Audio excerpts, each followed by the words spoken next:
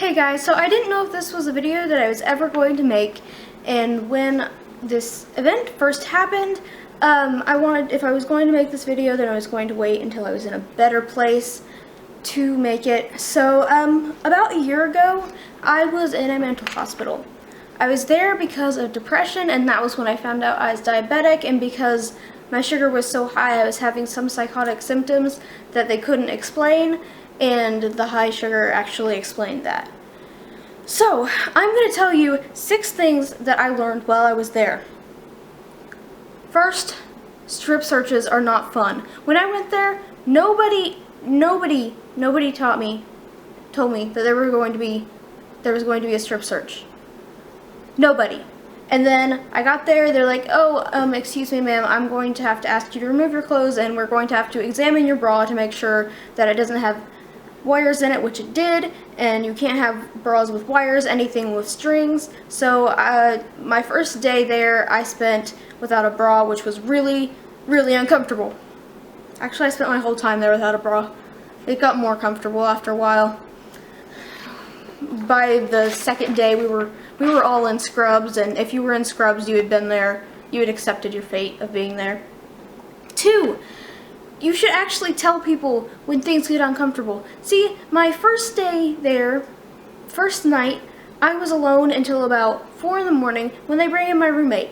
She's laying there talking to herself, and, which was okay. Like, I'd never been in a mental hospital before. I didn't know it was normal.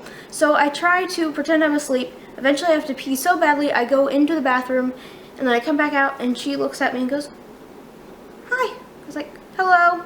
And she introduced herself, and then she looked at me and goes, "You wouldn't think they'd let somebody who was homicidal and suicidal in a room with you, would you?"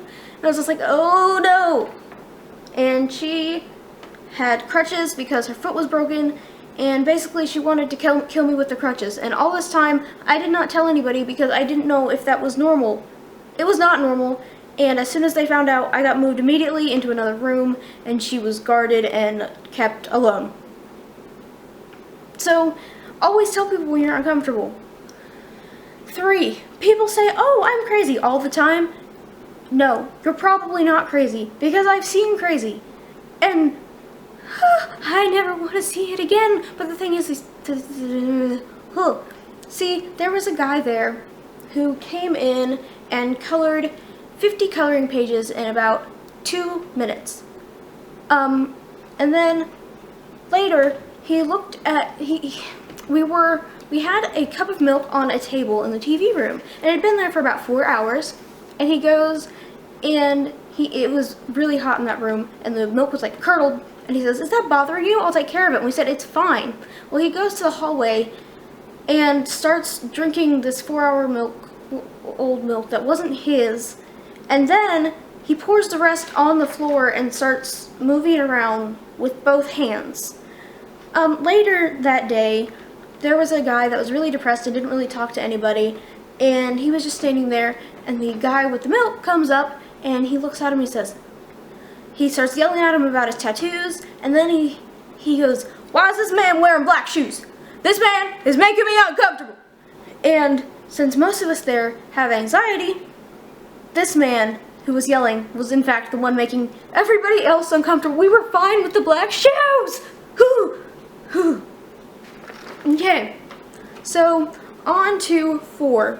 I learned that there are cliques everywhere, and there are even popular people in a mental hospital.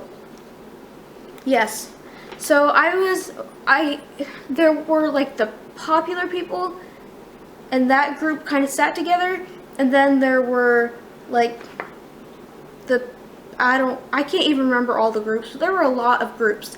And I refer to the popular people as the plastics. And the first day, my roommate from the night before had like thrown herself out of her wheelchair and like opened a locked door with her body, and then blamed a nurse for throwing her on the floor. And when I came to breakfast, I told somebody that she had been my roommate. And after that, I suddenly became like very, very popular in this place, and I got accepted at the table with the plastic. They were like, you can sit with us.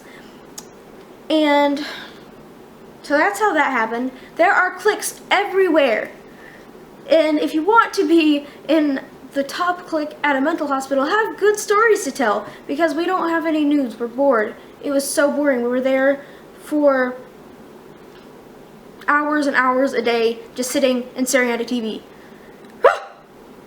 If you weren't crazy before you went in, you were crazy after. And number 5, some doctors just suck. Like, there were doctors there that were keeping people for weeks and putting them on tons of medication that was making them worse just because they didn't like them and they wanted money. Some doctors are just awful, and it's okay to switch doctors. Number 6. My biggest lesson from this is the fact that I couldn't leave, and I was stuck in this little room all the time, and it was just really terrible. Lesson number 6 is I never want to go to prison. Never. And I never want to go through another strip search. And so, if you have any questions about the hospital time, I will happily answer them. As I said at the beginning of this video, I'm in a much better place now.